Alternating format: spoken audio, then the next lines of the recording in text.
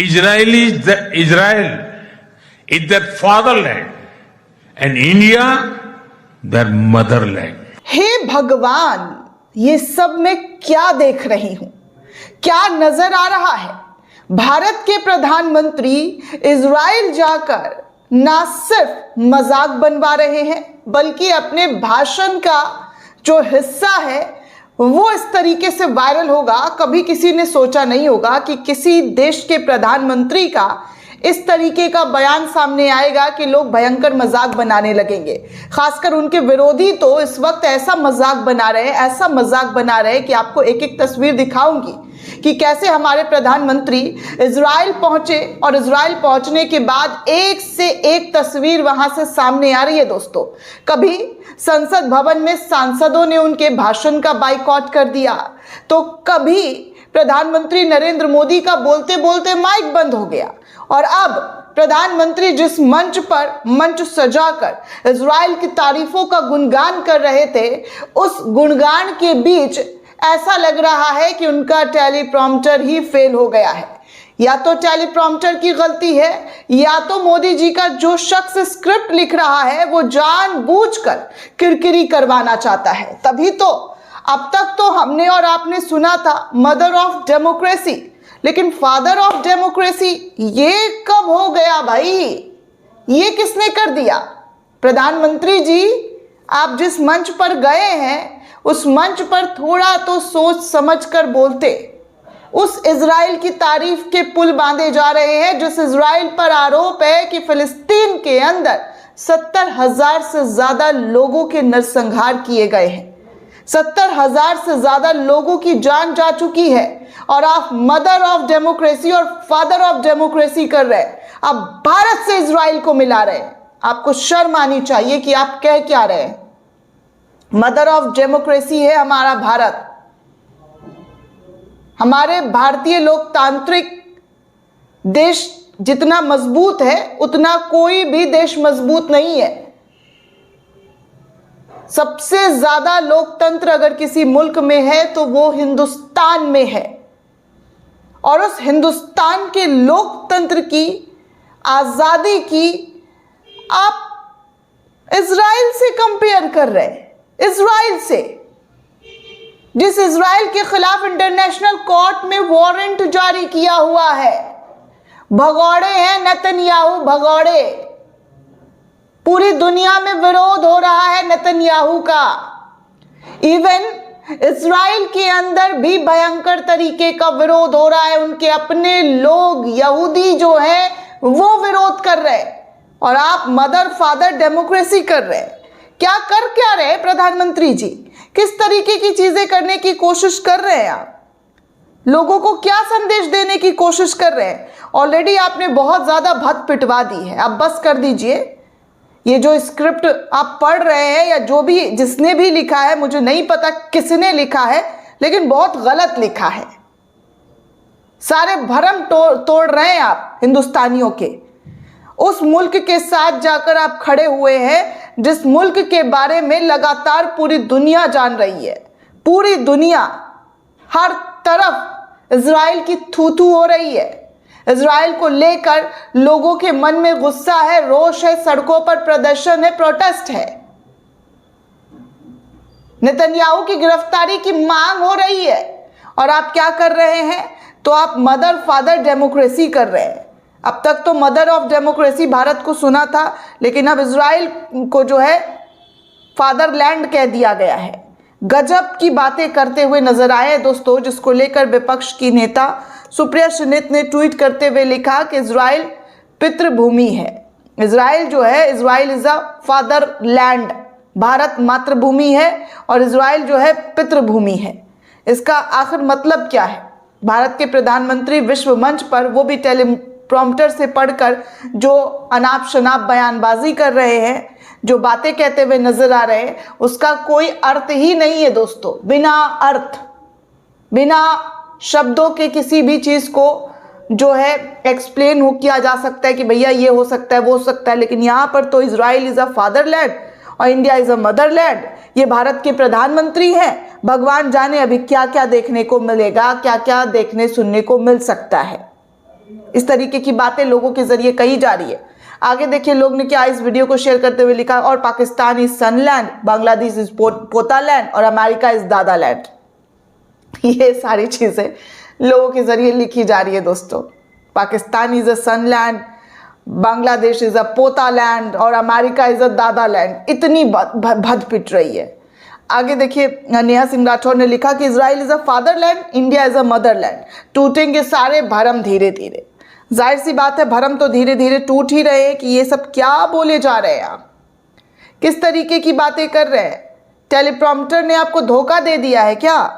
जिस टेलीप्रॉम्प्टर के जरिए आप जो भाषणबाजी कर रहे हैं, जो बयानबाजी कर रहे हैं, उसको थोड़ा सा पढ़ लेते तो आज इस तरीके की चीज़ें देखने सुनने को नहीं मिलता दोस्तों। ऐसी तो बेइज्जती तो बिल्कुल भी नहीं होती जो आज दिखाई दी रही है। और कहा जा रहा है कि देखिए ये है हमारे देश के प्रधान सेवक, 145 करोड़ देशवासियों का जो है इनके ज़रिए रिप्रेजेंट इजराइल के अंदर जो किया जा रहा है, मदर और फादर वाले जो डिफिनेशन दिए जा रहे हैं उसको ना तो लोग समझ पा रहे हैं और ना ही देश के कोई आवाम समझ पा रहे हैं। पहले ही आपके इस बयान पर लोगों के ज़रिए भयंकर तरीके की किरकिरी हो रही है। आगे देखिए दोस्तों एक और तस्वीर सामने आई है जहां पर कहा जा रहा है कि मिलती जुलती जहनियत के दो नेता एक साथ हैं, दोनों झूठे हैं और अपने देश में विरोध भी झेलते हैं फिर भी झूठ बोलते हैं। लोगों के ज़रिए इस तरीके की बातें भी कही जा रही है सोशल मीडिया पर। आप इन तमाम तस्वीरों को देख सकते हैं जो इस वक्त सोशल मीडिया पर लोगों के माध्यम से लिखी जा रही है। जाहिर सी बात है सोशल मीडिया पर जो चलता है वो आपके सामने लाकर रख रही हूँ दोस्तों कि क्या और किस तरीके की चीज़ें जो है देश के सामने देखने सुनने को मिल रहा है। आगे देखिए एक और यूज़र है वो लिखते हैं कि तकरीबन 2 साल पहले मैंने पोस्ट किया था कि अंधभक्त इजराइल को अपना नाजायज़ बाप मानते हैं और आज मोदी जी ने उस पर मोहर भी लगा दिया है कि इजराइल की ऑफिशियल वेबसाइट पर भारत के नक्शे से जम्मू कश्मीर को गायब कर दिया गया, पाकिस्तान का हिस्सा बताया गया और आज उसे Modi ji mother father land जो है बताते हुए नजर आ रहे हैं। गजब की राजनीति करते हुए नजर आ रहे हैं दोस्तों। आगे देखिए वहीं एक टीवी चैनल से बात करते हुए ईरान के विदेश मंत्री अब्बास अरागची ने पीएम मोदी की इजरायली यात्रा पर कहा, सच कहूं तो ये बहुत ही ज़्यादा दुर्भाग्यपूर्ण है। इस तरीके के स्टेटमेंट भी ईरान के जरिए सामने आ रहा है दोस्तों। ईरान जिससे हमेशा से हमारे देश की अच्छी दोस्ती रही है, आज वो ईरान के विदेश मंत्री ये सब कुछ कहते हुए नजर आ रहे हैं। अब देखिए आगे एक और तस्वीर प्रधानमंत्री की इजराइल दौरे की लगातार सामने आ रही कि देखिए सुन नेतन्याहू, ये कोई भारतीय परिधान नहीं है, ये तुम पर थोप रहे किसी एक को खुश करने के लिए पहना गया परिधान है। दरअसल दोस्तों बेंजामिन नेतन्याहू जो है अपने सोशल मीडिया पर जो है हिंदी में पोस्ट करते हुए लिख रहे हैं कि हमारे संयुक्त रात्रि भोज से पहले मैंने अपने मित्र प्रधानमंत्री नरेंद्र मोदी के भारतीय परिधान पहनकर उन्हें चौंका दिया है। तो इसी को लेकर लोग इस बात पर भी ट्रोल दे रहे हैं कि ये कोई भारतीय परिधान नहीं है जिसको तुम कह रहे हो कि हमने पहनकर चौंका दिया और जिसकी खुशी में तुम बिछ रहे हो, क्योंकि पूरी दुनिया में जो है तुम इस वक्त अकेले खड़े हुए हो, तुम्हारे साथ कोई नहीं खड़ा हुआ है। हर तरीके से तुम्हें लोगों ने अलग छोड़ दिया है, तुमसे जो है व्यापार और जितने भी डील्स थे वो सब कैंसिल कर दिया है। लेकिन इसके बावजूद भी प्रधानमंत्री नरेंद्र मोदी कैसे नेतन्याहू के आगे गले लग रहे हैं और किस तरीके से गले लग रहे हैं वो साफ तौर पर दिख रहा है। आगे देखिए और तस्वीर जो है शेयर की गई है कि जब नेतन्याहू बोल रहे थे तब क्लिप में ऑडियो था, लेकिन जैसे ही मोदी ने बोलना शुरू किया ऑडियो म्यूट हो गया। आखिर मोदी जी के हिस्से वाले वीडियो को क्यों म्यूट कर दिया गया? क्या वजह रही होगी जो प्रधानमंत्री नरेंद्र मोदी जहां पर बोल रहे हैं उनके माइक को ही बंद कर दिया जा रहा है? ये सारी चीज़ें दोस्तों देश में देखने सुनने को पूरी दुनिया में मिल रही है। देश क्या पूरी दुनिया में मिल रही है कि प्रधानमंत्री का ये दौरा जो है कितना हंसी का मजाक का पात्र बनता हुआ नजर आ रहा है, कितना भयंकर तरीके से किरकिरी हो रहा है। कॉम्प्रोमाइज्ड प्रधानमंत्री की कैटेगरी में विपक्ष ने लाकर रख दिया है दोस्तों कि कैसे हर एक चीज को कॉम्प्रोमाइज कर दिया गया है। देश के तमाम मुद्दों को कॉम्प्रोमाइज अमेरिका के सामने किया गया और अब इजराइल के साथ दोस्ती यारी मिलाई जा रही है, उनके साथ गले मिलकर तस्वीर साझा की जा रही है। कहा जा रहा है, देखिए एक और पत्रकार लिख रहे हैं कि ये लोग हर दिन गांधी की हत्या कर रहे हैं। एक युद्ध अपराधी को इस तरीके से गले लगाना गांधी के मूल्यों और आदर्शों की हत्या नहीं है तो क्या है? हे राम, इस तरीके की बातें जो है लोगों के जरिए कही जा रही है। आगे दोस्तों इस पूरी यात्रा पर जी हाँ कांग्रेस ने कड़े और बड़े सवाल खड़े कर दिए हैं। कहा जा रहा है कि मोदी की इजराइल यात्रा पर जो है इस वक्त विवाद बहुत ज्यादा बढ़ चुका है। कांग्रेस ने साफ तौर पर कहा है कि नेतन्याहू का बेशर्म बचाव। राहुल गांधी बोल रहे हैं कि नरेंद्र ने सरेंडर कर दिया है। दरअसल दोस्तों कांग्रेस ने प्रधानमंत्री नरेंद्र मोदी के इजरायली संसद में दिए गए भाषण की कड़ी आलोचना की है। पार्टी ने इसे इजरायली प्रधानमंत्री बेंजामिन नेतन्याहू का बेशर्म बचाव करार दिया है। कांग्रेस ने भारत के पहले प्रधानमंत्री जवाहरलाल नेहरू के 1947 में ऑल्बर्ट आइंस्टीन को लिखे पत्र का हवाला देकर मोदी के रुख की तुलना की है और इस बीच नेता विपक्ष राहुल गांधी ने नरेंद्र सरेंडर नाम दे दिया है। दोस्तों आपको बता दूं कि इजरायली संसद को संबोधित करते हुए नरेंद्र मोदी ने गाजा शांति पहल को क्षेत्र में न्यायपूर्ण और स्थायी शांति की दिशा में एक रास्ता बताया। उन्होंने इजराइल के साथ एकजुटता का संदेश दिया और कहा कि कहीं भी आतंकवाद शांति को हर जगह खतरे में डालता है। मोदी ने इजराइल की कुर्बानियों का जिक्र तक किया, लेकिन गाजा में मारे गए 70,000 लोगों की हत्या और हमदर्दी के लिए एक शब्द उनकी जुबान से नहीं निकली। पीएम मोदी ने गाजा नरसंहार को पूरी तरीके से मंच से नजरअंदाज कर दिया। मोदी ने कहा कि मैं भारत की जनता की ओर से हर खोई हुई जान के लिए गहरी संवेदना लेकर आया हूं और हर उस परिवार के लिए जिसका संसार 7 अक्टूबर 2023 को हमास के बर्बर आतंकवादी हमले में टूट गया। हम आपका दर्द महसूस करते हैं, हम आपका दुख साझा करते हैं। भारत इजराइल के साथ मजबूती से खड़ा हुआ है, पूरे विश्वास के साथ खड़ा हुआ है, इस पल और उसके आगे भी खड़ा रहेगा। कोई भी कारण नागरिकों की हत्या को जायज नहीं ठहरा सकता है, कुछ भी आतंकवाद को जायज नहीं ठहरा सकता है, लेकिन मोदी ने गाजा में नेतन्याहू के इजरायली आतंकवाद का एक बार भी जिक्र नहीं किया। इसी बात को लेकर कांग्रेस के महासचिव जयराम रमेश ने मोदी के भाषण की कड़ी निंदा की। उन्होंने कहा कि कल कॉन्सेप्ट में दिए गए उनके संबोधन में जो मेजबान नेतन्याहू बेशरम का बचाव किया गया, प्रधानमंत्री मोदी ने इस तथ्य पर ज्यादा ध्यान आकर्षित किया कि भारत ने एक राज्य इजराइल को उनके जन्म के दिन मान्यता दी थी। रमेश ने फिर नेहरू के इजराइल के निर्माण पर आइंस्टीन के लिखे हुए पत्रों का विचारों का हवाला दिया। रमेश ने अपने सोशल मीडिया एक्स पर लिखा कि ये नेहरू का आइंस्टीन को 1 महीने बाद दिया गया जवाब था, जो 5 नवंबर 1939 के दोनों प्रिंसटन में आइंस्टीन के घर पर मिले थे।